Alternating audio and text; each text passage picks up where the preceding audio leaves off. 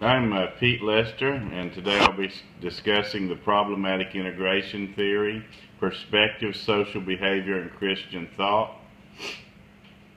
The problematic integration theory, PI theory, is used as a means to improve communication, management, and social behavior between two parties.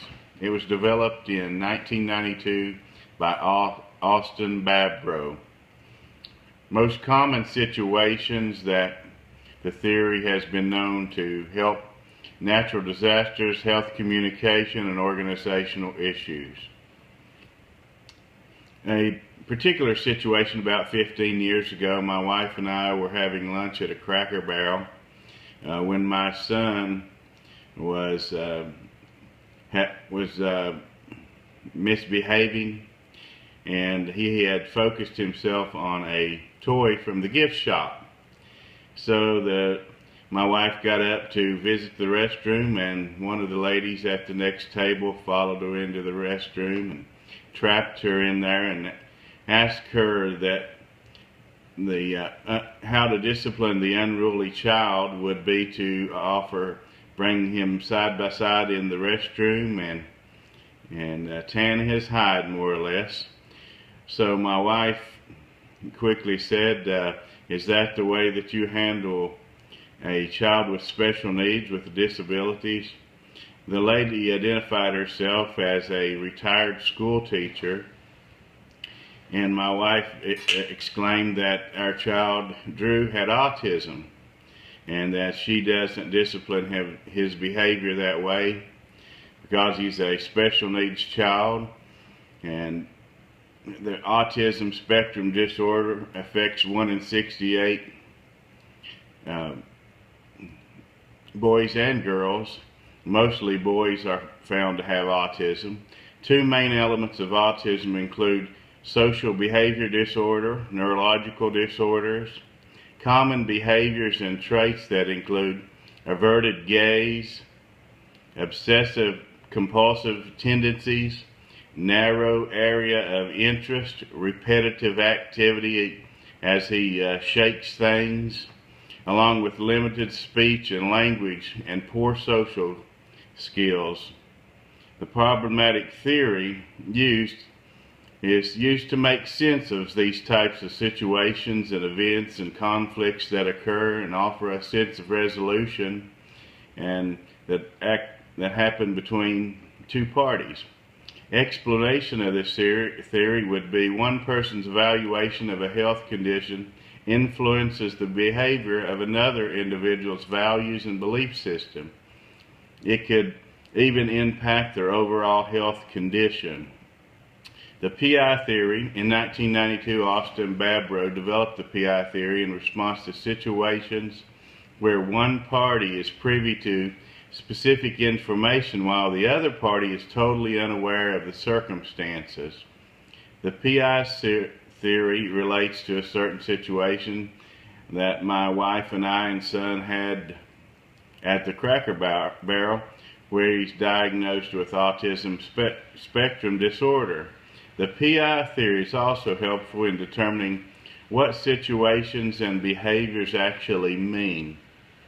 The PI theory is generally made up of two parts, according to Babro: probabilistic and evaluative orientations, meaning a person's perception, sometimes likelihood of occurring, and its value is a social and cultural construction. Support for the PI theory. Two particular team members, McPhee and Zung, 2001, used the PI theory in business models, using fact-value relationships in determining to solve issues in organizations and such. Repass and McTusitz in 2010 used the health communication theory to resolve conflict concerning terminally ill patients.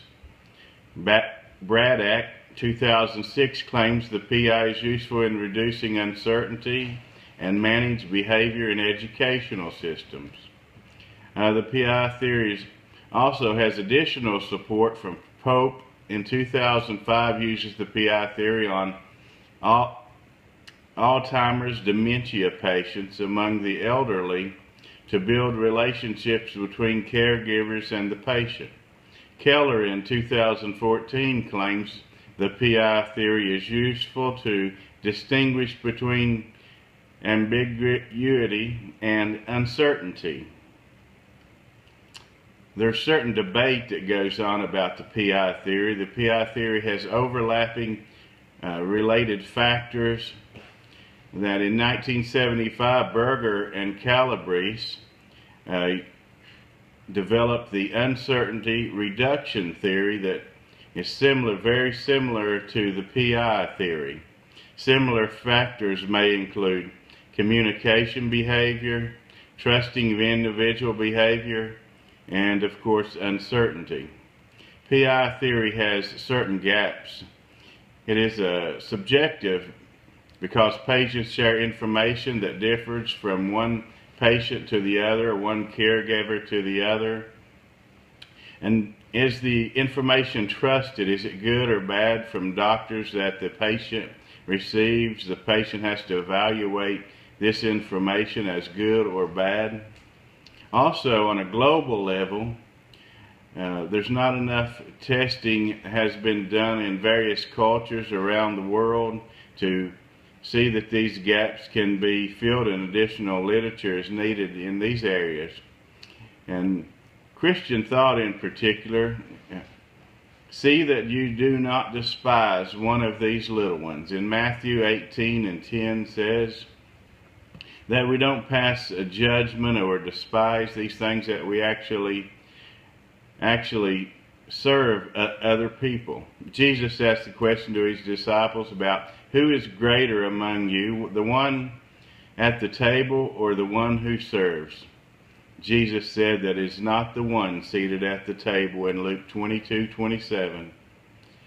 We need to be the hands and feet of Christ, training champions for Christ, just as Liberty says.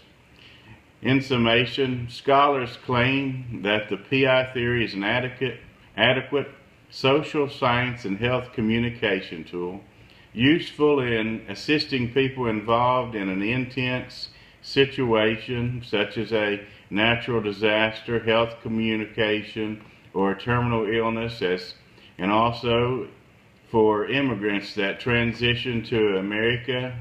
It's been used in Chinese and Hawaiian parts of the country as they transition to different cultures, according to Babro in 1992 in his study.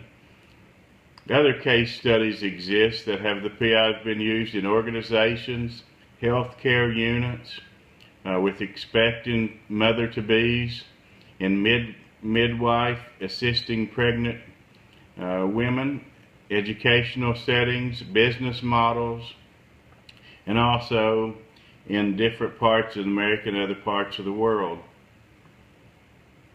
And that concludes my Training Champions for Christ.